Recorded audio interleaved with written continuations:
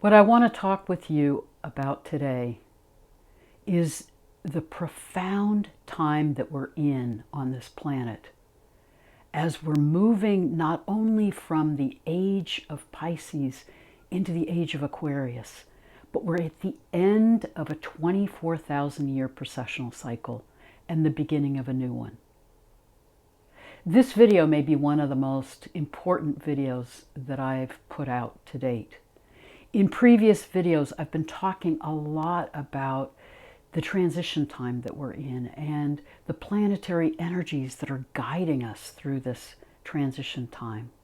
But I want to talk more in depth today about the profound meaning of this larger 24,000 year processional cycle that we move through over and over again on this planet. There's increasing evidence that at the end of a processional cycle and the beginning of a new one, which is where we are right now, and midway through the processional cycle. So in other words, every 12,000 years or so, we go through a profound time of earth changes and shifts culturally and shifts in terms of our consciousness on this planet. There's increasing scientific understanding through exploring geological evidence on the Earth. There's a lot of research from the exploration that was done with the moon landings by NASA exploring material on the moon, that approximately every 12,000 years, we experience a huge solar event. The eruption of a solar flare or a micronova affects everything in the solar system and tends to trigger a major cataclysmic change on the Earth. We see this about 12,000 years ago in approximately 9600 BCE. We went through the ending of the last ice age, and it was a profound time of change on the planet. There's some believe that was triggered by comet activity, but there's an increasing sense that it was related to a pole shift and to a solar event that led to a massive solar eruption of energy that caused a rapid increase in temperature on the planet, triggered shifts in the Earth's crust, massive global flooding, which there's evidence for in myths from around the world and geological evidence. And it basically wiped out the civilization on the Earth at that time, and there was mass extinction of plant and animal life. We are now at the end of the 24,000 year processional cycle and a beginning of a new one. And there is evidence that we are approaching another major event like that. Some of the scientific research that would indicate that is the weakening of the magnetic field around the Earth that is setting the stage for a shifting magnetic field. And there's an understanding that we tend to go through these shifts in the magnetic field that causes these massive shifts on the surface of the Earth. We're also moving through part of the galaxy that is causing increasing exposure to energies not only from the sun but from the galactic center that's been causing major storms on the other planets in our solar system and affecting our Earth. I want to make this important point that the fact that we're facing these larger climate changes and earth changes because of where we are moving through the galaxy and because of our relationship with the solar energies and the galactic center energies does not mean that we aren't also responsible as humans for the incredible damage that we've done to our atmosphere, to our environment, to the oceans, to everything on the planet. That is true too. But basically what I'm saying is we are approaching a time where the earth will reset. It will be a time of healing and a time of transformation. And how we respond and how we choose to act and what we do in this time will dramatically influence how we as humans move through that transformation. One of the things that I think is profound astronomically and astrologically is that these shifts every 12,000 years are preceded or marked by the orbit of Sedna. Sedna is that planet that was discovered in 2003 that has an 11,400 year orbit.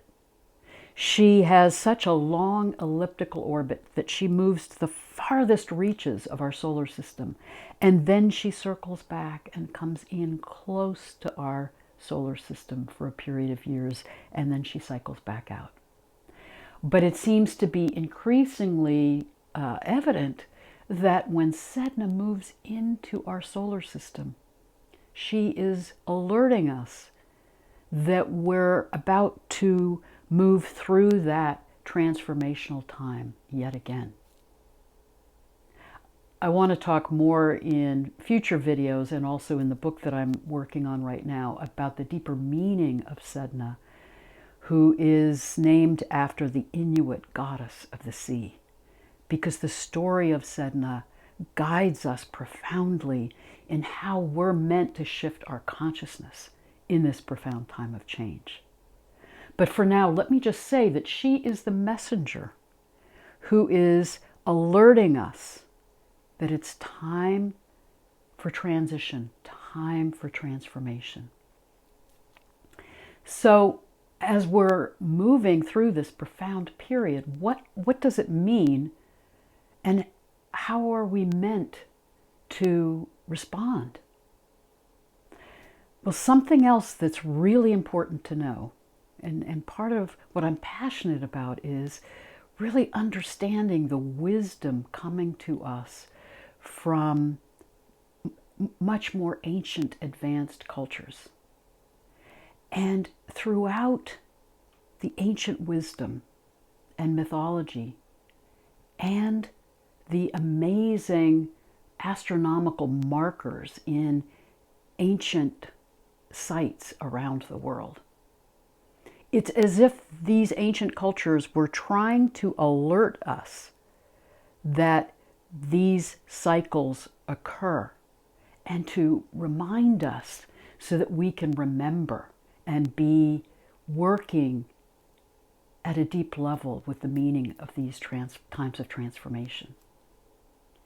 We see that the ancient Egyptians were very aware of the processional cycle, which we understand the processional cycle in that from our Earth perspective, it appears as if the fixed stars move backwards from our Earth perspective 1 degree every 72 years, which means if you're tracking the stars just before sunrise at the time of the spring equinox, over about a 2,000-year period, it will shift from one constellation in the zodiac to the next. That's the meaning of our experiencing now being in that shift from the stars of Pisces rising before the spring equinox to the movement into the stars of Aquarius rising before the spring equinox. So the ancient cultures were very aware that we were in this transitioning time from one age to the next. And they sought markers in the sky that were more stable, that did not move with the precessional cycle. So the Egyptians worked with an orientation to the brightest star in our sky, Sirius. And we see in the Queen's Chamber in the Great Pyramid an alignment of a star shaft with the star Sirius. That was there when the Great Pyramid was built thousands of years ago and is still there today. Sirius has not shifted with the movement of the precessional cycle. And this may be because there's an increasing understanding that our sun, like most stars in the galaxy, is most likely a part of a binary star system, which means the sun is orbiting around another star. And that, not the tilt of the Earth's axis, is what's likely to lead our movement to cause this sense of the precessional cycle of the sky moving 1 degree every 72 years from our Earth perspective. So our sun is most likely in a binary star system, as are 80% of the stars, and it's most likely Sirius. The Mayans also were very oriented towards Sirius, but they also realized that the Pleiades are another really stable marker in their meticulous timekeeping. They were also very tuned in with the stars of Pleiades. And there's an increasing understanding that our sun orbits around Sirius. Sirius most likely orbits around Alcyone, the brightest star in Pleiades. And we, as a whole, are moving in relationship with the galactic center. And the meaning of that profound date, December 21st, 2012, was when our solar system went into alignment with the galactic center, which happens once every 24,000 years. And the Mayans had tracked their long count calendar to end at that date. So all of these pieces begin to fit together. The ways in which the Egyptians and Mayans tracked time and tracked their calendars, the myths and stories from ancient cultures about the meaning of going through this cycle and the changes that it brings, and the record that we see in stone monuments around the world, on every continent, in Europe, in Africa, South America, Australia, China, all over the world. It's as if these ancient cultures were saying, remember, this is what happens, and be prepared. Be a part of the change process. Because this whole understanding of the processional cycle and these major periods every 12,000 years of change also correlates with our increasing understanding of the Yuga Cycle coming out of the ancient texts in India that are also describing these cycles of change that the Earth goes through and that we go through in our human evolution and shifting consciousness. And what's profound in an understanding of the Yuga Cycle is, again, the complete cycle is 24,000 years, with 12,000 years of that cycle being what's called the descending cycle, 12,000 years being the ascending cycle. And what does that mean? It means that the cycle has different phases to it. There's the cycle that's known as the Golden Age, that is the time of our highest level of consciousness. And then we move into the Silver Age, which is a time of diminished understanding and consciousness, then into the Bronze Age, and then into the Iron Age, or in the Yuga Cycle, what's called the Kali Yuga, which is the phase that we've been in for the last 6,000 years. And that phase is known as the Age of Forgetting. When we move into the darkest time in our human consciousness, we lose connection with that larger sense of our place in the cosmos. We move from a deep understanding of truth and of aligning with the energies of the universe to getting caught in our own egos and caught in darkness in our behavior, in our understanding, in our level of consciousness. And we certainly see signs for that all over the globe. Ways in which there's less and less interest in what's true versus what illusion I project or what propaganda I put out. There's more and more reactivity, people operating out of fear, out of ego, out of corruption, out of a desire for pursuing their own ends, no matter what impact it has on anyone else or on the planet. It's like we've explored the darkest side of our consciousness. But we're at the end of that age, that Iron Age. We're at the end of the Kali Yuga.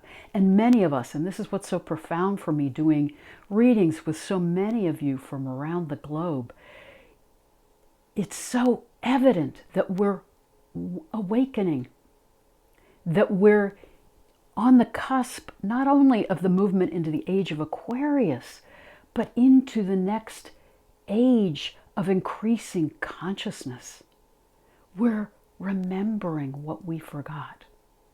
We're beginning to remember that we're a part of this larger cycle and that we can move into a higher consciousness and into new ways of being that are much more based on love and justice and seeking the truth and aligning with our soul selves and aligning with the energies of the cosmic consciousness.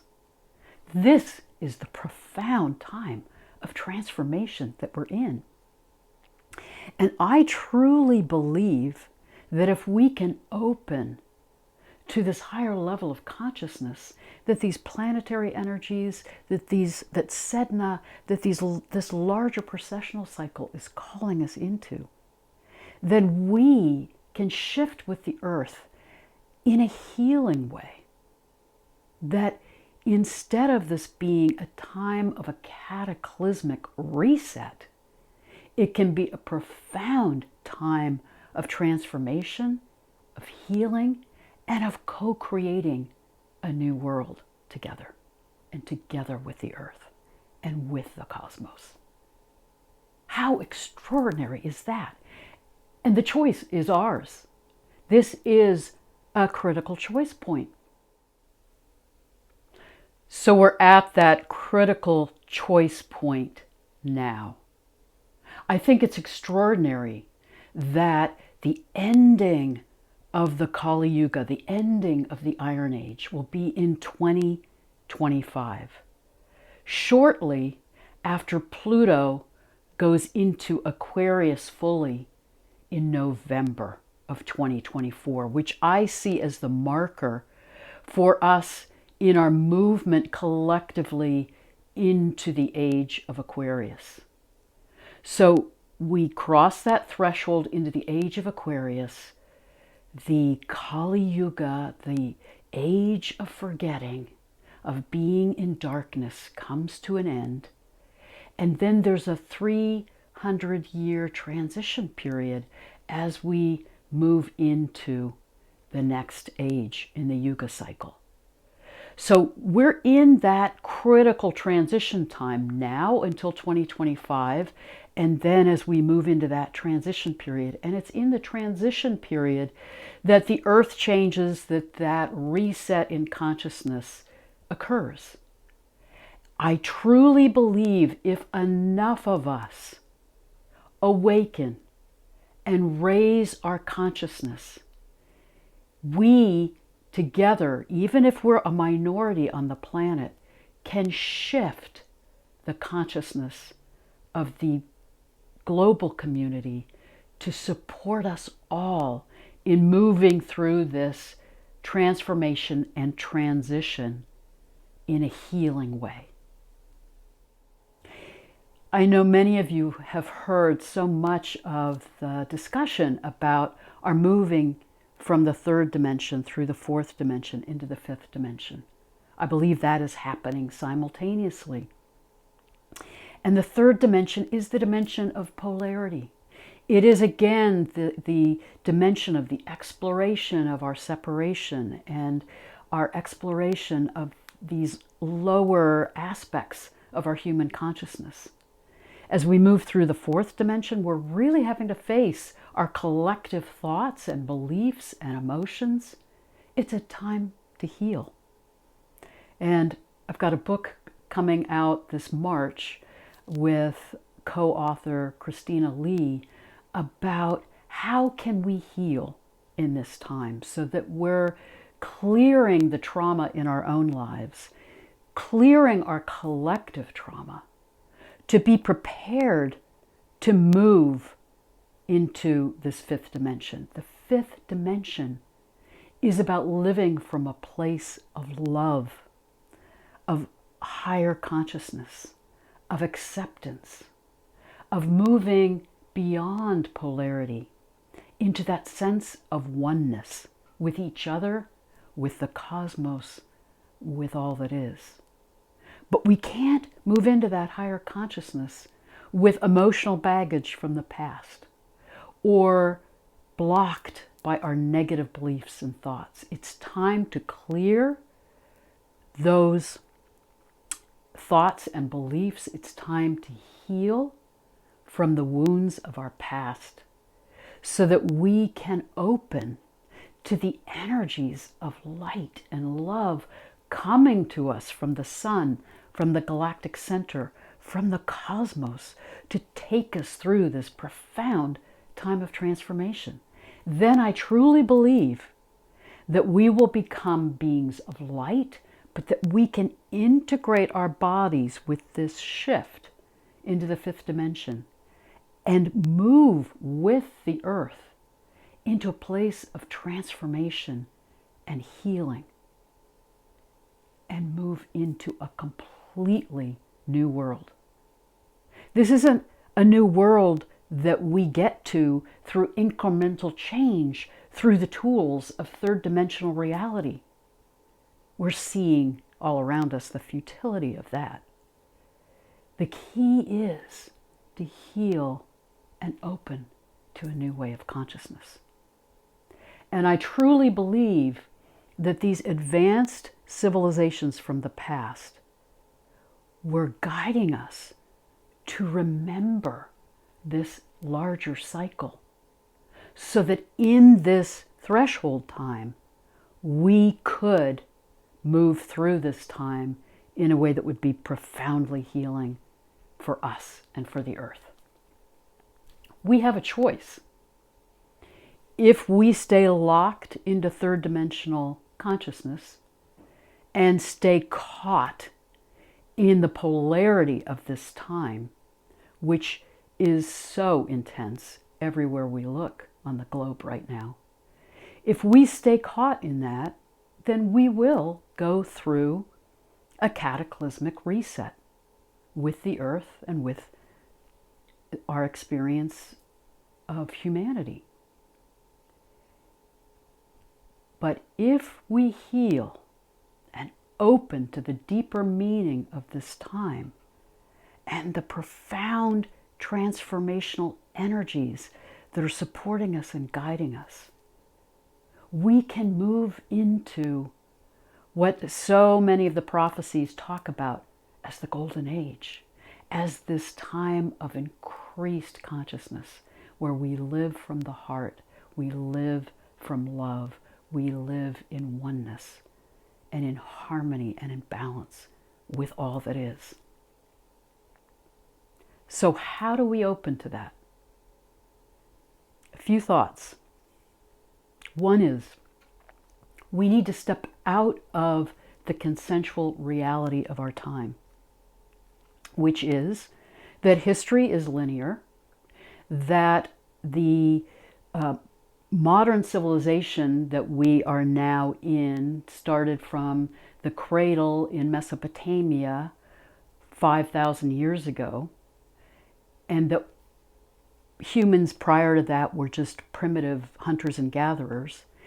Anyone who has traveled the world and visited some of these ancient sites, as I have, knows that that is completely not true. We see evidence of ancient sites around the globe that show a level of understanding of technology, of mathematics, of the cosmos, of astronomy, beyond our comprehension. So we need to step out of that false understanding of history and remember that we're a part of these larger cycles that take place on the earth and in human consciousness. Secondly, we need to let go of other false beliefs that our sun is a solar hero alone with our solar system moving around it. How profound it is in terms of our cosmology to realize our sun is a part of a binary star system. It moves and evolves in relationship with that other star, and how amazing that that star is most likely Sirius, identified with the ancient Egyptian goddess Isis, the Great Mother. So our sun circles the Great Mother, and together they circle other star systems and the galactic center, the center of all that is. It shifts our cosmology out of that sense of separation, idealization of individuation. It calls us back into relationship. It calls us back into that understanding of the interconnectedness of all that is. We also, again, need to really focus on healing, because as we can heal, we come into alignment with our soul selves. And then we can remember, and we can open to the powerful energies that are coming to us to help us move into this higher consciousness. We need to heal individually, and we need to heal collectively. Barbara Hand Clow has written an extraordinary book called Awakening the Planetary Mind. It was formerly called Catastrophobia, which is her understanding that we carry collective PTSD from our cellular memories of these traumatic occurrences in the past. So if we're not bringing to consciousness that we're a part of this cycle, and this is how it's played out in the past, then that repressed trauma is setting us up for reenacting the very thing we fear, just as we do with our individual trauma patterns.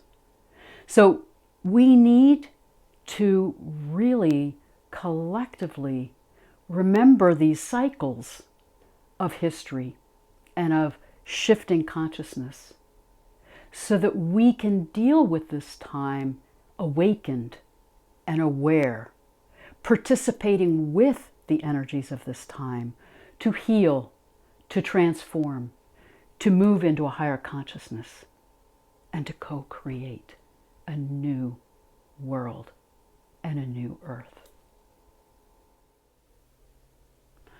I would also encourage you to connect with the energies of Sedna, moving now through the stars of Taurus. Connect with the energy of the Pleiades and with the bright star Sirius, our binary, most likely our binary star. Connect with the energies of the galactic center to be aligning with the energies that are guiding us through this time of healing and transformation.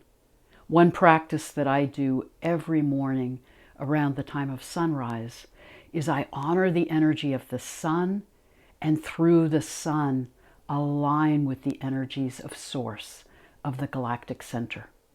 In that way, you are connecting yourself to these energies of the cosmos. You are aligning with your soul self and with the cosmic consciousness so that we're together opening to the energies of this shift and opening to that higher consciousness.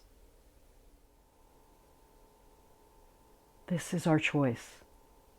May we open to the energies of this time.